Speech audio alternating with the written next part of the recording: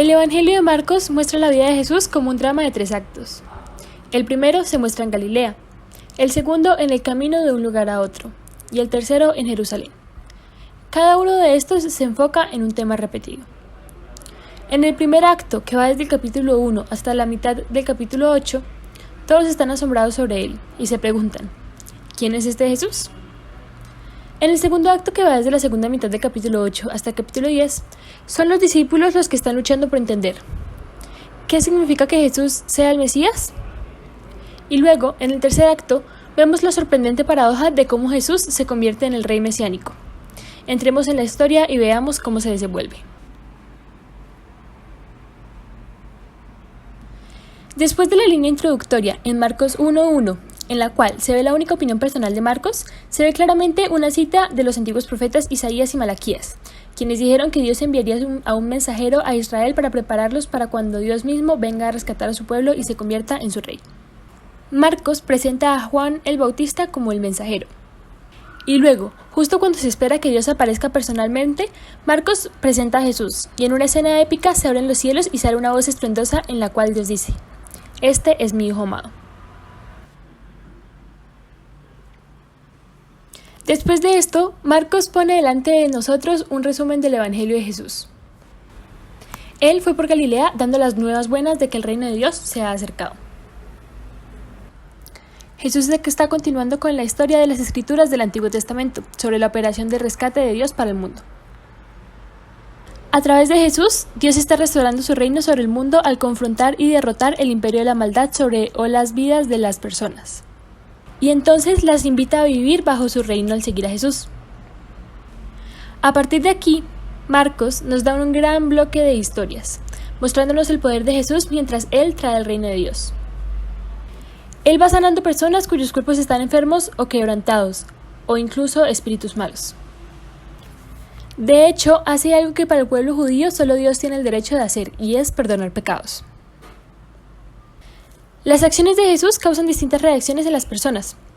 Algunos deciden seguirlo, otros se cuestionan sobre él, y el otro grupo, en su mayoría conformado por las autoridades religiosas de Israel, es de total negación, y que a su vez lo acusan de blasfemar contra el mismo Dios y de recibir poder del mal. Pero Jesús no está sorprendido por estas respuestas, de hecho, él apunta a ellas. En el capítulo 4, Marcos ha recolectado muchas de estas parábolas de Jesús acerca del ministerio de Dios. Jesús dice que sus mensajes son como una semilla cayendo en 4 tipos de suelos, siendo algunos receptivos y otros no. Además, muestra un símil entre la semilla de mostaza pequeña pero que después es plantada, crece como un árbol grande y sorprende a todos.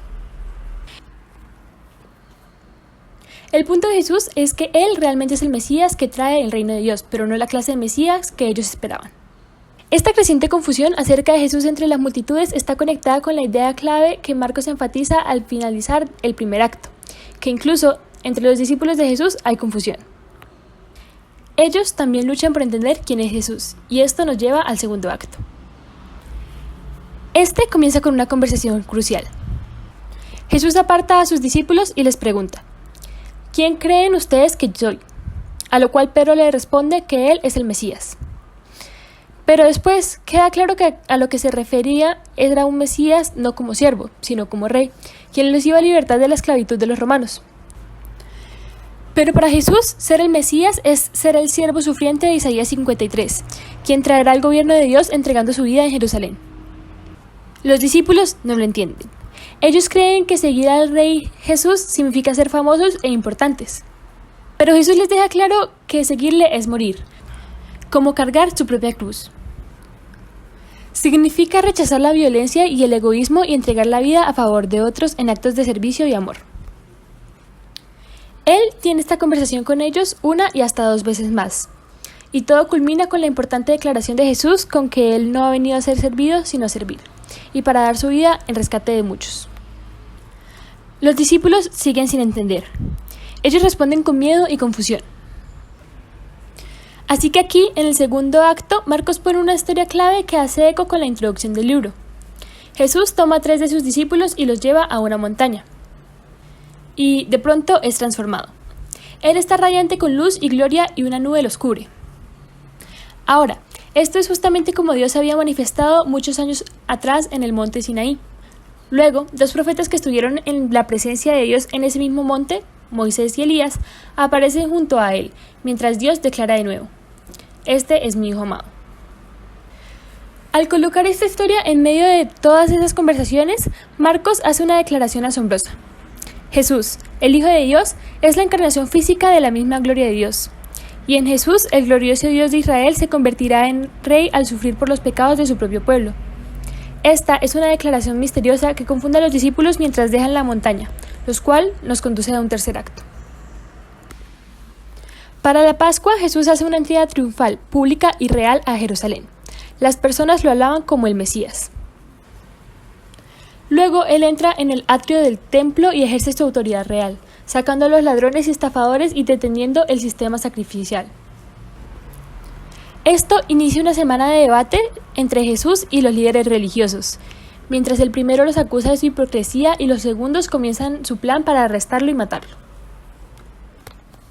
Así que Jesús advierte a sus discípulos, prediciendo que Jerusalén y su templo serán destruidos por una generación y que ellos serán perseguidos como él, hasta que Dios venga y traiga su reino completamente sobre la tierra. Todo esto lleva a la noche final. Jesús tiene la última cena de la Pascua con sus discípulos, mostrando la simbología del pan y el vino con su cuerpo y sangre respectivamente. Además, muestra la liberación de Israel por medio del sacrificio de un cordero sin mancha ni pecado, o sea, él. A partir de aquí, la historia se acelera en el arresto de Jesús, presentándole ante Pilato y el César, y su posterior crucifixión, y culmina en una escena clave que encaja con las escenas importantes del primer y segundo acto. Excepto que esta vez es oscuridad lo que baja, y no una nube, y es Jesús quien clama por ayuda divina. Además, es un soldado romano la primera persona en referirse a él directamente y declararle como Hijo de Dios. Después de esto, el cuerpo de Jesús es colocado en una tumba y en el primer día de la semana vienen dos mujeres de entre los discípulos y describen que su cuerpo no está allí. De repente, aparece un hombre con vestiduras angelicales y les dice que no lo busquen entre los muertos, pues él está vivo. Así que les ordena que vayan y les den las buenas nuevas a los discípulos y que se encontrará con ellos en Galilea. Después de esto, él se le apareció a los otros discípulos y después de darles ciertas instrucciones, él asciende y se sienta a la diestra del Padre. Y así culmina el libro de Marcos.